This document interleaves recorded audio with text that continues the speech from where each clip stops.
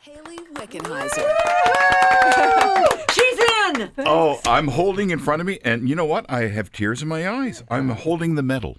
It looks good on you. It is absolutely magnificent. It is. Thank you. It's very heavy. It is heavy. Erin, you got to feel this. I would love to do that. Craziness. Is it like the Stanley Cup, though? You can't really hold it unless you've earned it? And No, just don't put it over your head. Okay. That's all. Hayley Wickenheiser, you have earned it. But tell us this morning why you're in with a boot. And we're not talking, the fashionable spring kind. We are talking about you've broken something.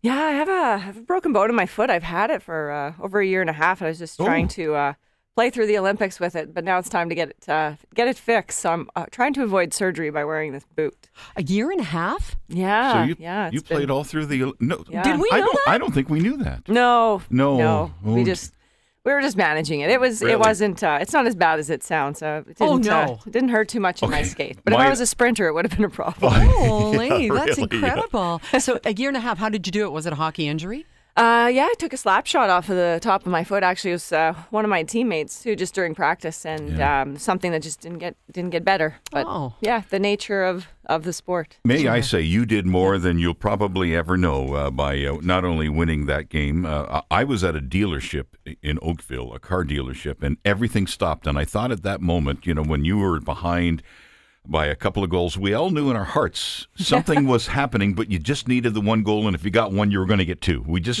sort of knew that. But just how complete strangers were all watching, and when you scored the first goal, all the high fives with complete strangers, you just put us all together as Canadians, and we were one. Yeah, and then finally, it's amazing to hear people across the country where they were and their stories. I had one guy in Vancouver Airport. He stopped me and he said, "Hey, I want you to know I'm a surgeon and I stopped surgery to watch overtime." The patient didn't make it, but wow, what a game. Wow, that was a good game. That was incredible. Yeah, so it's just been fun that way. Oh, Hayley. And there must be people who you get that look where they look and then they look back because they know you, but they're not exactly sure why. Because honestly, here you are in street clothes. Yeah. You look like a completely different woman. Yes. And so you have that little bit of anonymity while still being a Canadian hero. How does that feel? Yeah, it's nice to have people, if they do recognize you or they're not sure, they'll come up and say, did I go to school with you or something? And it's been great for all of us just to feel the impact that it has had on Canadians and the Olympic Games in general. I think it was such a good games for all the athletes and a lot of success stories, and it's great for Canada. What's the weirdest version of your name somebody has given you back? Oh, geez, you name it. I've probably heard right? it. Yeah, no, my teammates, they called me Chicken. That's my nickname. I have no idea where it's come from, Chicken. But that's been for about 15 years. So, well, if there's anyone who's not a chicken, it's you. I mean, when you find out the performance you gave, and now with a broken foot too, to know that makes this gold even more precious. And I'm kind of trembling here. I'm going to hand it back to you. I truly it wonderful? am. It's it amazing. Really is wonderful. Yeah, it's a beautiful medal. Hey, speaking of chicken, I know that's probably not the smoothest one I'll ever do. But I saw these things in the grocery store, and when we were pitched, they said, "Hey, Hayley Wickenheiser wants to come in," and she's talking about these proteinies things. Are they Italian? They can be Italian. He thought it was a drink, honestly. He thought it was like, a martini. No, these are maple leaves, and they're natural little food things. And I saw these in the store, and I thought, what if I was still making my daughter's lunches? Yeah, I would definitely be putting these things in. And then I think of other people who bring stuff to work and stuff. So it's instant protein. It's neat little meals. You do the pitch. Do it. Go ahead. Yeah. So what it is, Maple Leaf launched the Proteini snack. So it's just oven baked chicken snacks that are packaged in two separate little packages that you can take with you. They're all natural. They contain all the essential amino acids, a complete protein, and 11 to 15 grams of protein in each little packaged snack, which is a good chunk of protein because it's hard to get that much. And, they're one of the few healthy, good snack ideas that's out there on the market with fresh meat and that you can actually take with you and throw it in your gym bag or put it in your kid's lunch, whatever it is. And so it's a nice little feature that they've come out with. And it's something that I'm really proud to be associated with because it's a healthy alternative and there's not a lot of good healthy snack options out there that have a lot of protein in. So is it just for kids or is it can adults have it? Like I'd like this on like pita, with a big hunk of cheese and some mayo and Oh, see, now he's adding the calories because it started with 110 calories. Look at you adding mayo. So do you use your fingers? We all like mayo. Yeah. You use your fingers. The hardest part for you, Mike, might be actually opening that thing. Oh, it is a little tricky.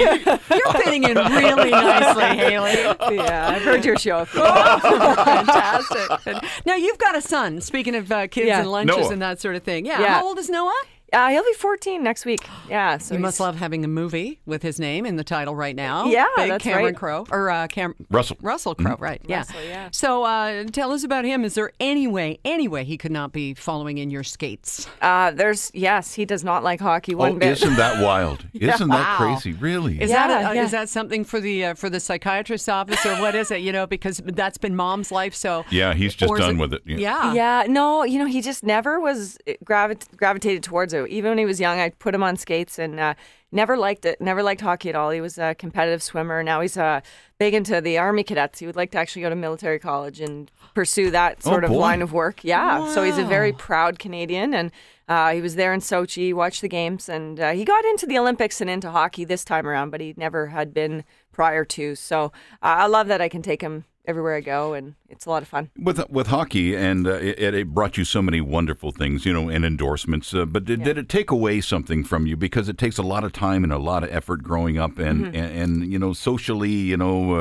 were you backwards? Did you have troubles with finding a boyfriend because you were always busy and always doing something? Because I speak from my daughter's point of view, who played baseball for years and years and years, and it did wonderful things for her, but it took a lot away at the same time. It's a sacrifice. Yeah, I think you look at it. You look at it either way. I think when I was in high school, I didn't have the maybe typical high school life as a lot of kids. I didn't go to the mall. I didn't go out. I didn't do all those things. But what I did was I got to travel around the world with the national team, and everything that I have in my life. In some way, I owe to the game of hockey, whether it's education, my family, just the chance to meet and travel and do all those things. So, you give up a lot, but at the same time, I think that I've gained so much more than I would have ever had any other path that I chose, and I have no regrets at all. I think it's been a great lifestyle, and it's going to end someday soon. But for now, it's been a good ride. Wow, good answer. Yeah. Thank you for your sacrifices from all of us. Really, I mean, Our pleasure. Honest to God, and without a word of hyperbole, the moment of winning the gold in the women's Olympic hockey for me was the best moment of the Olympics. Absolutely, to heck with the other hockey and everything else. No, it motivated everybody else. It gelled everyone, and of course that cartoon came out again that was making the rounds. Play like girls. That was it. That was the word to the men's team. That was amazing. Now, speaking of Canadian heroes, we're talking with Hayley Wickenheiser, of course, a four-time Olympic gold medalist and Canadian flag bearer. You met Commander Chris Hadfield. You know how I know that? He tweeted it. He was so thrilled to meet you. Isn't that wild? Yeah, it was really neat. We were speaking at the same event out in Mississauga, and of course I followed him, and my son being a big space fan as well, and just following everything he was doing up there. It was neat to just meet with him and chat with him and hear his perspective on life and space, and just talk about what life is like for him now back on Earth. Yeah. So very great Canadian himself. It's awesome. I bet your son, interested in cadets, was really excited about you meeting him. Yeah, I got a chance to interview him. I asked him 4 or 5 questions for my website and just what his advice for kids was, and he had some great advice on how to figure out what your passion is in life by paying attention to the things that interest you along the way when you're growing up as a kid. So what a diverse guy he is with so many different talents. And what is your advice for kids?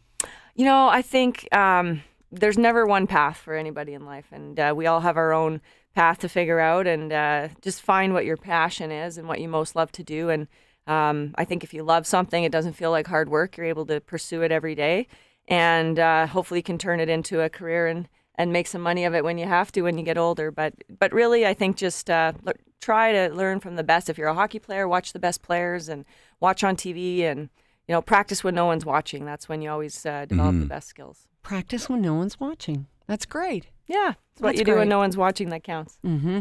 I do that with drinking. That's... Oh, maybe it's not perhaps the same then. No, perhaps not. Hayley, we wish you every success. What are we going to see you in next? What are you doing? Well, we'll be taking the rest of the year off. No more hockey. Season's over, thank goodness. It was a long year. A real chance to heal, too. Yeah, get better. Yeah. Yeah, I'll just be I'll be bopping around the country doing a few speaking engagements here and there, and I like to keep playing next year with the national team. So the World Championships are in Sweden next year, so it's the next time you'll probably see us. Fantastic. Well, thank you so much for making time to be in with us today. And the Protinis, they're in every store that sells Maple Leaf products? They are, yeah. Good. Grocery stores across Canada, and a great option. One final thing. Would you open this for me, please? It'll take me about 3 seconds. He doesn't want an autograph, not even to hold the medal again. Please open his lunch. Thank you. These look wonderful. Thank you very much, sweetie. You're Thanks, amazing. you guys. You're amazing. Well, having the competition for lunch now, she's out there with Protini, so it makes sense. Hayley, thank you, and best of luck to you. Thank you so much for everything you've done for us. Thanks, Erin. Hayley. Thanks, And for the country. Hayley Appreciate Wickenheiser. it. Thank you, guys. Oh, Pleasure. that's fun. It's 8:47. Erin and Mike in the morning.